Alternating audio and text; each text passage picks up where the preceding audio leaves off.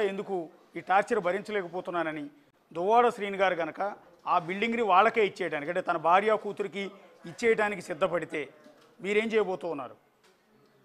ఏం చేయనండి, ఇచ్చేస్తే ఇచ్చేయనండి. నేను పెట్టిన డబ్బులు కూడా నాకు ఇవ్వనన్నా కూడా నో ప్రాబ్లం.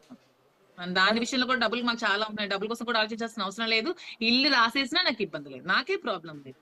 కానీ నాకు లక్ష ఆ విషయంలో లక్ష 2 లక్షలు కాదు మీరు పెట్టింది, 2 కోట్ల పైన పెట్టానంటున్నారు అందులో. అవును, 2 కోట్ల పైన నేను పెట్టాను. ఈ మధ్యన ఇంటీరియర్ కూడా కన్స్ట్రక్షన్ అవుతుంది, ఒక 50-60 లక్షల డబ్బులు ఈ మధ్యన కూడా నేను ఇచ్చాను. ట్రాన్సాక్షన్స్ జరిగాయి, పేమెంట్స్ వర్కర్స్ కి అందరికి, ఫ్లోరింగ్ అని అవన్నీ ఇవన్నీ నేనే నా అకౌంట్ నుంచి ట్రాన్సాక్షన్స్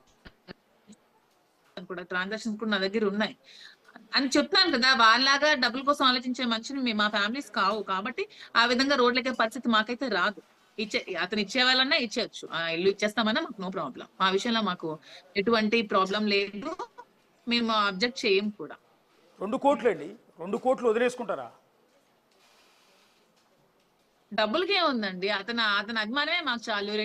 2 కోట్ల కంటే 20 కోట్ల విలువ ఉన్న మనిషి వ్యక్తిత్వం అతనిది, ఆ వ్యక్తిత్వం ఇంపార్టెంట్ కదా.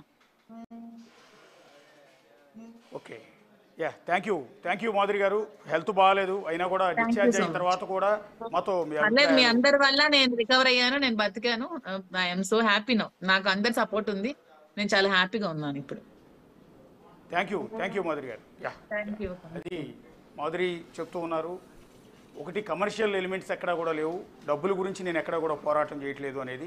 రెండవది కీలకమైన అంశం ఏంటంటే, తాను ఆత్మహత్యాయత్నం చేసిన సందర్భంలో పొరపాటున వేరే సుధాకర్ ఆయన ఫ్యామిలీని కూడా కలుస్తాను, కలిసి వాళ్ళని క్షమాపణ చెప్తాను, ఒకవేళ లీగల్గా వాళ్ళు ప్రొసీడ్ అయినా కూడా దాన్ని కూడా ఫేస్ చేస్తానంటూ మాధురి అయితే చెప్తున్నారు. సో ఈ వివాదం, ఈ వ్యవహారం ఏం జరగబోతుంది అనేది చూడాల్సి ఉంటుంది.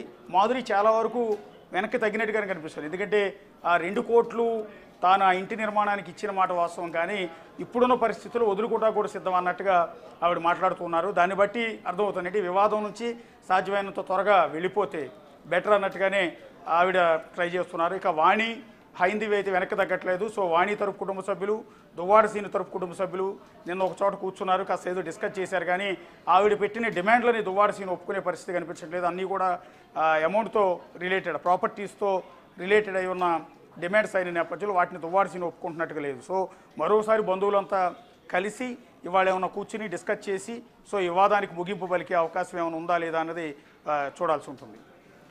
Thank you Ashok.